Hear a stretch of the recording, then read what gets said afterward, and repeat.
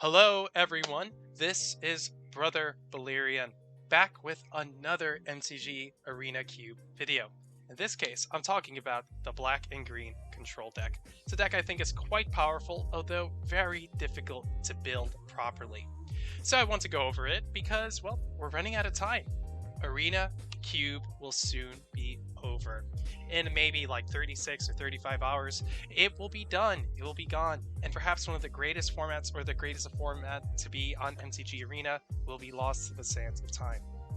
But we can still try to squeeze out as many wins as possible. We can try to get all the gold we can and really try to rack up all of those 7-win runs that, that previously have eluded us.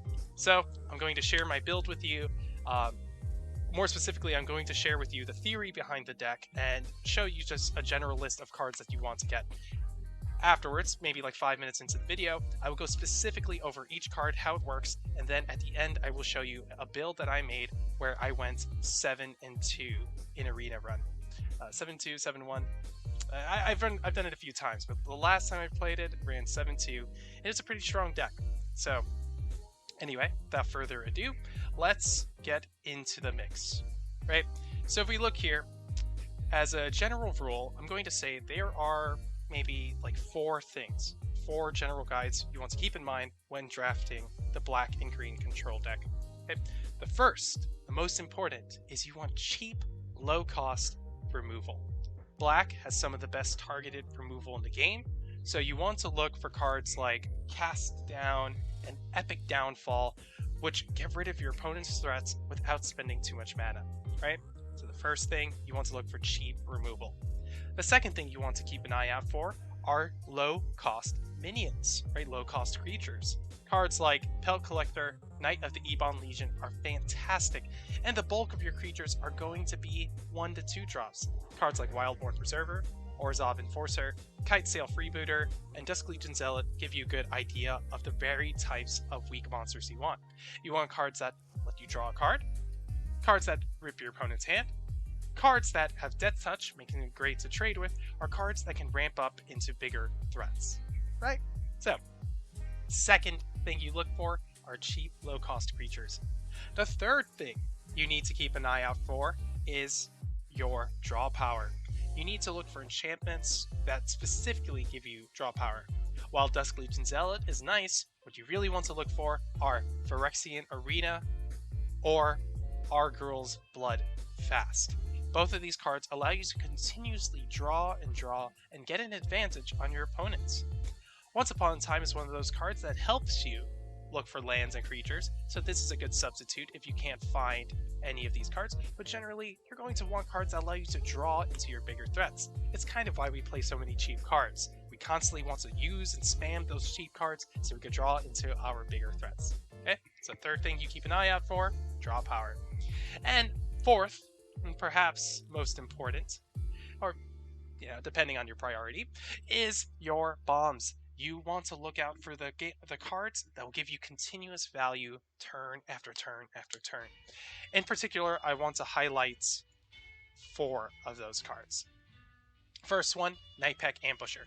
Because your deck has so many instants, Nightpack Ambusher is a great card that you can play during your opponent's turn, and on your own turn, you don't have to play any cards. You can build up an army of wolves, and then during your opponent's turn, bang, you hit them with a cast down, you hit them with an instant, and you take away their threats before it ever gets to your turn. Liliana, Dreadhorde General, is awesome. She has a passive that allows you to draw a card every time your creatures die. She creates tokens, and she can force your opponent to sacrifice 2 creatures. She's fantastic, and when you see her, she is a first pick priority. Bolas's Citadel is also fantastic. It has the ability that allows you to look at the top of your deck and play cards off the top, allows you to do a lot of crazy stuff, and also has an ability where you can sacrifice 10 permanents and deal 10 damage to your opponent. Great way to finish a game off. And the final bomb you really want to look out for, Yugen the Ineffable.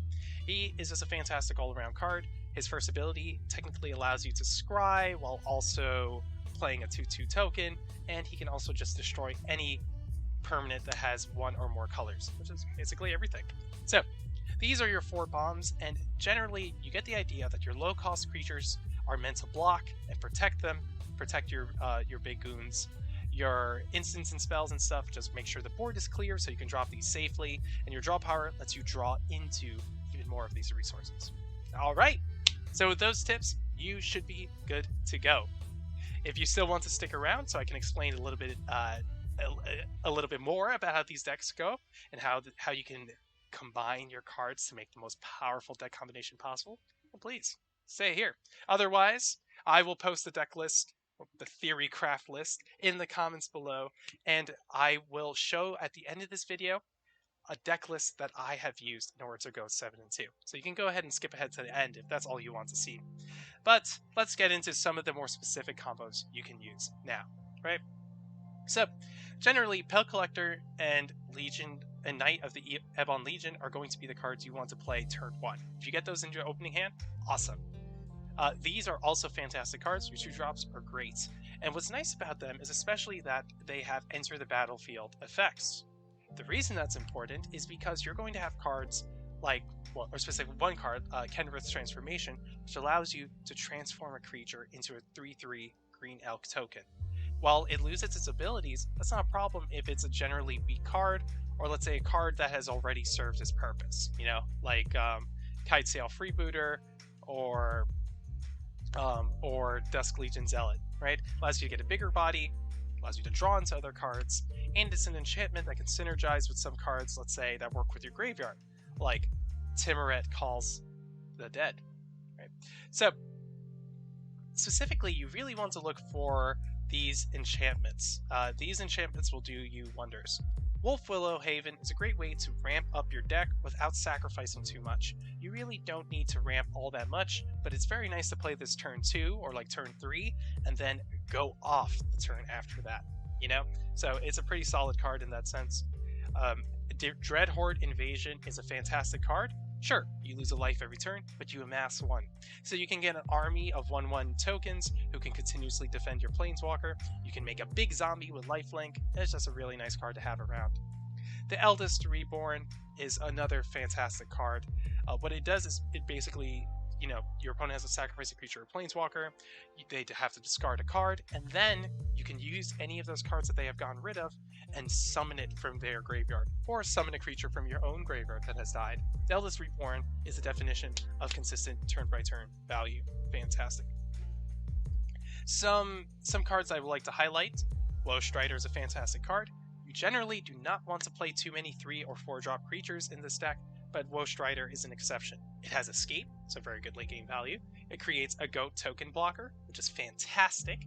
It has a sacrifice ability, so you can sacrifice your weaker cards in order to scry. Very good. All in all, it's a very good card. It works well with the deck and allows you to get the tools that you need to really get off the ground running, to get the engines revving, you get what I'm saying, to get the wheels turning. You get the idea. Hunted Nightmare is actually a pretty solid card because you have so much targeted removal in this deck. Whatever your opponent puts a token on, you can just hit with Dead Weight, you can hit with Mythos of Nethroi, whatever it is, and now you have a 4/5 menace creature that only really costs you in total about 4 to 5 mana. It's a very strong card. Nightmare Shepherd is a great card too, although this is one that I'm not too keen on. It's nice because it allows you to get tokens of your creatures, but it only works with a few cards. You have to be careful here. It'll work great with Wildborn Preserver, works fantastic with, let's say, a card like Ozbrov Enforcer, like a card that has Death Touch, for example. Not so good with Dusk Legion Zealot, not so good with Kitesail Freebooter, so you just have to be careful with how your deck runs. Spawn of Mayhem is fantastic. If you do any early damage with one of your 1 or 2 drops, you can drop it turn 3 for a 4/4 flying trample creature, who could potentially become much bigger because of all the life sacrificing you're doing. Questing Beast is one of those cards that actually should be in the sideboard. And I just want to talk about the sideboard very quickly, because I have some cards here, particularly some green cards that could be good, but you might not want to prioritize them. Grow from the Ashes is decent if you don't have any ramping going on, but this deck does not really need to ramp. Since your biggest cards are going to be 5 or 6 drops, you don't really need Grow from the Ashes. The first Iron Games it's a pretty nice card because you summon a token and potentially you could draw 2 cards at the at the third stage of the saga, but it's not a card that you really have to prioritize. It is a card that is a nice touch, though, if the rest of your deck is very strong. Questing Beast could be very good. Sometimes is an instant win as soon as you drop it and you just start smacking your opponent. But if your opponent has any bigger cards or if they have any removal, you're going to be kind of upset that you spent 4 mana just to do 4 damage. If it can stick, fantastic. If it can't stick, or if your opponent has bigger cards and doesn't mind trading into it, well then, who's protecting your Liliana? Did you even get to play your Liliana? Maybe not, right? Gray Merchant of Asphodel could be fantastic if you have a very heavy black deck or if you just go mono black. But if you have a lot of green cards, then its upside is significantly reduced. Tender Shoot Dryad. It's another one of those cards that kind of works like a budget. Where's this guy? The Night Pack Wolf. What is it? Yeah, the Night Pack Ambusher. Right. So it's kind of like a budget version of that, and it could be good come late game. It could be a nice way to sacrifice, create tokens to sacrifice for your Eternal God Botnu. Do I have him here? Yeah, I mean God Eternal Botnu, right? He could be useful in that sense, but it's not a card that I prioritize. If I'm running low on bombs, I'll take it. Otherwise, not so good. Kogla works in a very similar vein. If you don't have any of those big planeswalkers and you need a finisher, that's what Kogla's for. And this is kind of why I like splashing green with black, because green has some pretty solid big cards, like Kogla and even Questing Beast, Night Pack Ambusher. These cards allow you to really finish off your opponent after you've cleared away everything from your board. Otherwise, what's the point? If you continuously clear your opponent's board, but you don't have a big bomb, you're really just wasting time, aren't you? And ripping, potentially, cards like Phyrexian Arena and Arguel's Bloodfast are going to be costing you life. So, 2 cards I want to point out as a bit questionable but powerful if you can make them work are Vraska, Golgari Queen, and Massacre Girl. Vraska can be a very solid card if you can get her to stick, because she continuously destroys non-target land permanents with a converted mana cost of 3 or less, but I find that she has very little value, past the midpoint game. She's the middle of the game. She's not going to be doing too much for you. She'll destroy all the weak cards your opponent has, but if they play a very big enchantment, or if they play like a Teferi, or Liliana, you scoop. She can't do anything. Massacre Girl is okay, because Massacre Girl gets rid of some cards. It can get rid of weak cards, but unfortunately, I think to really make her work, your opponent has to either be setting themselves up for defeat, or you have to be willing to sacrifice your own board. Sometimes that's okay if you already have a Liliana on the board, for example, or if you have cards that have afterlife effects, right? Then it's not so bad. But otherwise, I think it's very disappointing when I drop her and at most I kill 1 or 2 low-cost creatures, and then I just have a 4/4 with Menace. At that point, I really wish I had got Eternal Botnu instead. So let's keep that in mind. All right, so now I was in the middle of an arena queue before, so I was going to show you the successful run I had gone on. Unfortunately, I had to remake this video, just the sound quality wasn't right and all that. So I'll show you instead the deck that I used, and hopefully you trust that I was successful. If not, well then just enjoy this deck I'm going to show you here. Okay, so let's see. So this deck list, let me turn this to the side first, just so we can go one by one. I'm going to put this deck list in, well, I won't put this one specifically, but I'm going to list all of these cards below, so you don't have to worry too much about memorizing the cards here. Okay, so as you can see, I missed out. I have plenty of the destruction that I'm talking about. That's really what makes this deck work. Cards like Mythos of Nethril. I have draw power in Phyrexian Arena. I have cards with continuous value like Timeric, Calls of the Dead, and Night Pack Ambusher. And I have some decent bombs with God of Eternal Botnu, Yugen, Kogla, and Vraska. Right? So it's a solid deck. It's definitely a deck that you do need to get some dual lands for, because you're going to want to go heavy on the black lands, since you will have mostly black lands, and you're going to need these dual lands in order to really flesh out your curve and make sure that you aren't missing any key drops. You know, shout out also to Knight of Malice. This card is great when you end up going against white. It's worth just having, just to annoy your opponents. Yep.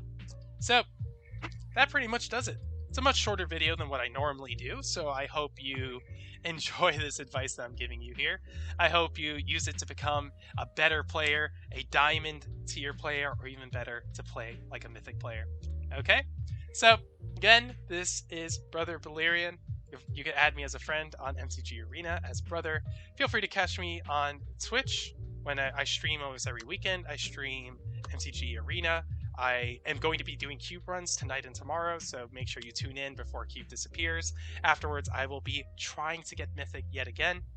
Anyway, I also play Overwatch, Settlers of Catan, play a bunch of fun games, and I hope this helped you. If you have any questions, if you have anything that you would like to know, feel free to message me in the comments below. And good luck in your arena runs. Get that gold before it runs out, because you can use that gold to buy the Core 21 set whenever it drops.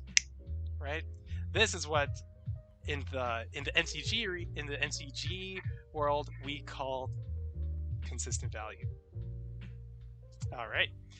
Thanks for watching so much, and I wish you luck in all of your games. Goodbye.